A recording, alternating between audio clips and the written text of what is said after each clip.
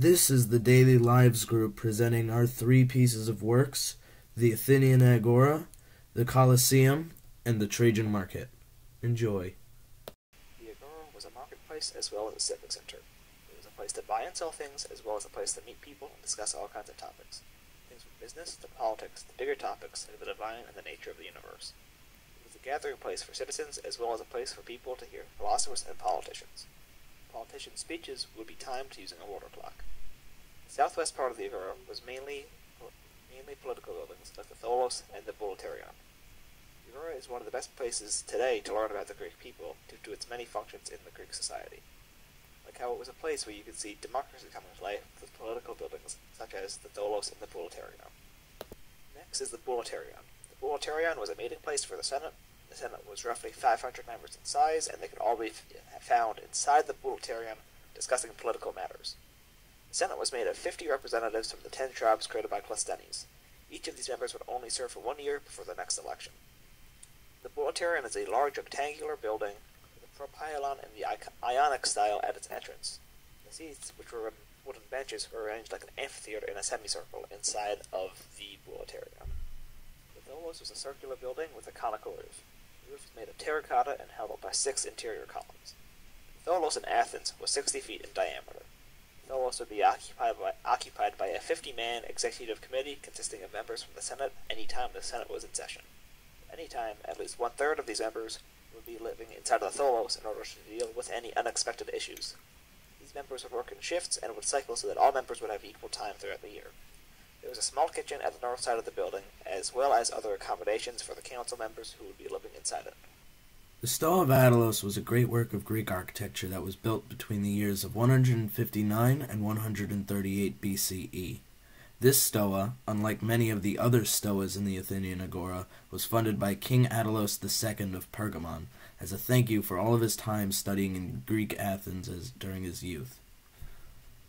He gave to the Agora a 2-story covered walkway used by the people that housed the epicenter of commerce for the citizens of Athens.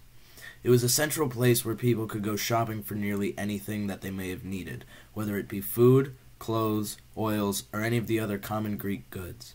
Let's take a closer look at the Athenian Agora. When a person entered the stoa, they would be greeted by Doric-style columns that would actually start 6 feet above the ground. They rested upon an unfluted cylindrical marble, so that those that touched the column would not wear down or chip at the fluting over time. The Doric column's spacious frieze allowed for natural light to flood the hallways of the stoa. This was not the only light source, however, because many of the other stores on the floors were lighted by small windows on their back wall. After walking in, the next set of columns they would see were the Ionic-style colonnades. Beyond those would have been the 21 stores on the western side of the hall, and if you were to go up the staircase on either the north or the south end, you would have been greeted by the other 21 stores on the second floor. For reference to the daily lives of the Hellenes, this building was used as the central hubbub for any shopping needs in the Athenian Agora. Now, however, the Stoa of Attalos is being used as a museum in order to display old artifacts that have been excavated from the grounds of the Athenian Agora. As we explore the ancient empire of Rome, really one of the most iconic buildings is the Flavian Amphitheater. Popularly named the Colosseum, the arena towered over the southeast end of the Roman Forum. When we examine it, the building is truly a significant piece of how we view the Roman Empire at the time. As the Romans seized countless areas of land, daily life in Rome for the average citizen dramatically altered due to a strong urbanization movement. The Roman Empire had become so large, giving people more time for their own interests. With this in mind, people saw fighting as the ultimate entertainment, and as a result, the Colosseum was a place where criminals and professional fighters would fight animals to the death.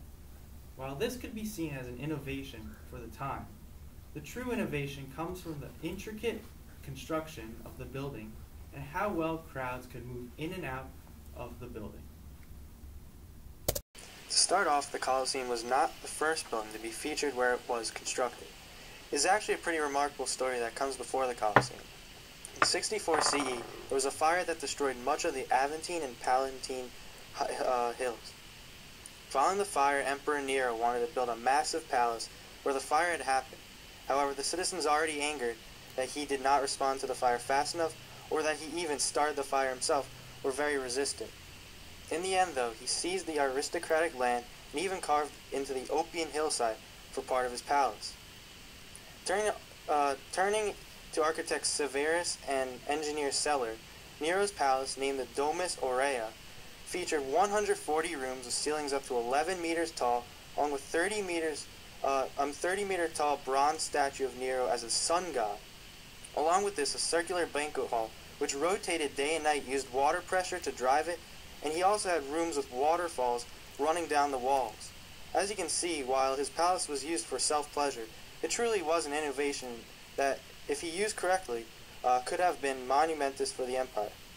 In the end, though, Nero would later commit suicide and his building would be taken apart and would later be the site of the Colosseum, which uses the colossal side of his statue as the name for the building.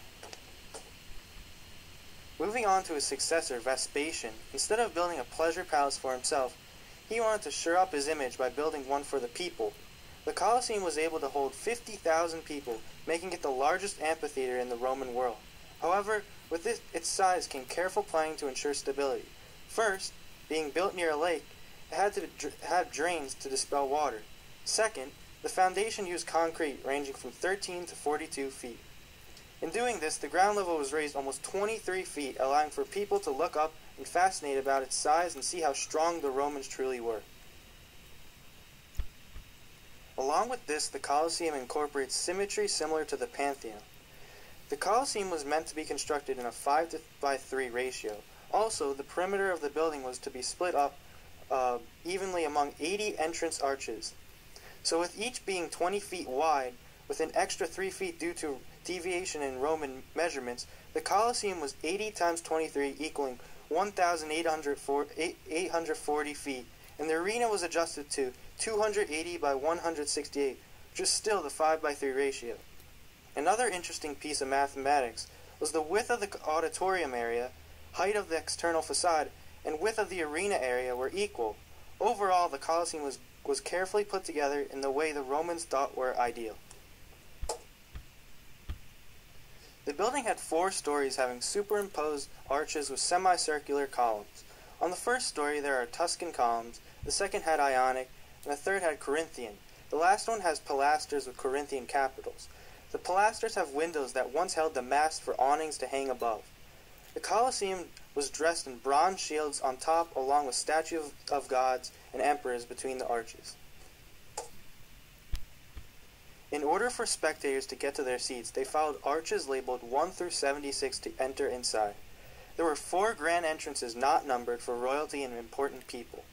Each floor had grand circular promenades, decreasing in decoration as you went upward. Unlike the other floors, the first had marble flooring with stucco ceilings. As the other amphitheaters suggest, the seats had 40 centimeters of width with 70 centimeters of legroom, not the ideal amount of space nowadays. Each level was separated by entrances and staircases, along with marble and iron dividers. The top section even had a 5-meter-high wall. Based upon status in society, one would sit in certain spots. Women and the poor would be at the very top, while the bottom 2 sections contained the high-class males of society. The seating arrangements were truly an innovation in how amphitheaters were set up and paved the way for future ones. As for the actual arena section, there were 15 centimeters of sand, sometimes dyed red to look like blood. There were trapdoors to allow animals to leap dramatically onto the floor, along with winches and capstans to pull the animals up onto the floor. Surprisingly, the first fight was a sea fight with 1 meter of water on the floor. This suggests that the basement for fighters and animals would be put in later. As Priscus and Verus each lengthened the contest, and for a long time the battle was equal on each side, repeatedly loud, shouts petitioned for the men to be released. But Titus followed his own law. It was a law to fight without shield until a finger was raised. He did what was allowed, often gave dishes and gifts, but an end was found to the equal division. Equals to fight, equals to yield. Titus sent wooden swords to both and palms to both. Thus skillful courage received its prize.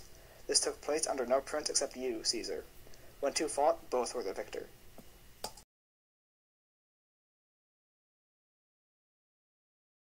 In the end, the Colosseum was truly an innovation of entertainment and Roman culture, showing how powerful the empire was at the time and how different the building was from traditional Greek and Roman architecture. When talking about the Trajan market, there's two guys we really need to know about, Trajan and Apollodorus of Damascus. Trajan was born in modern-day Spain and was most likely of mixed Hispanic-Italian descent. His original name was Marcus Ulpius Trajanus, but he became known as Trajan during his reign.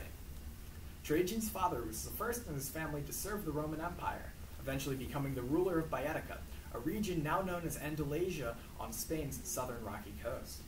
As his father rose through the ranks of Roman hierarchy, so did he, and he spent much of his early life serving in various positions in Rome.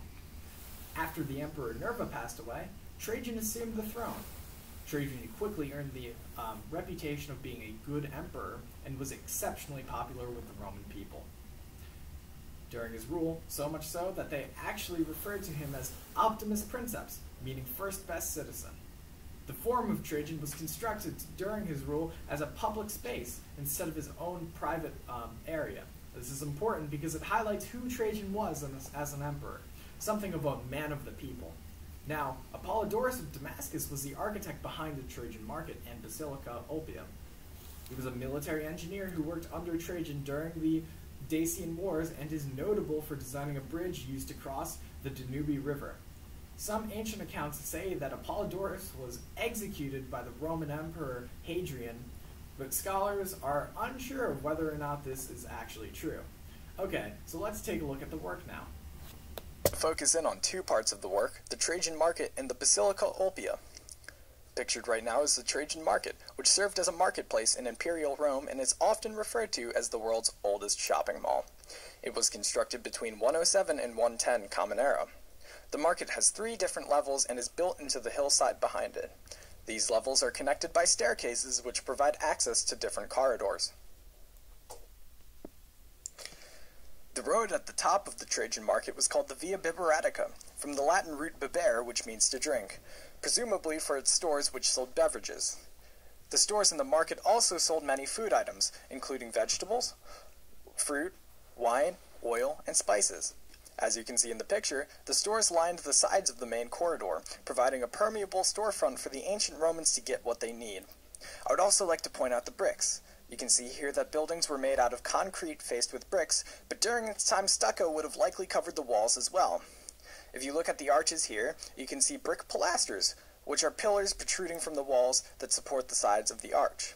On the second level, the arches have bases and capitals made out of travertine limestone. You can see in the picture here that the main face of the complex was a curved horseshoe of storefronts. The complex included a covered market, storefronts, and, on the 3rd floor, the equivalent of office buildings connected to the ceiling with buttresses.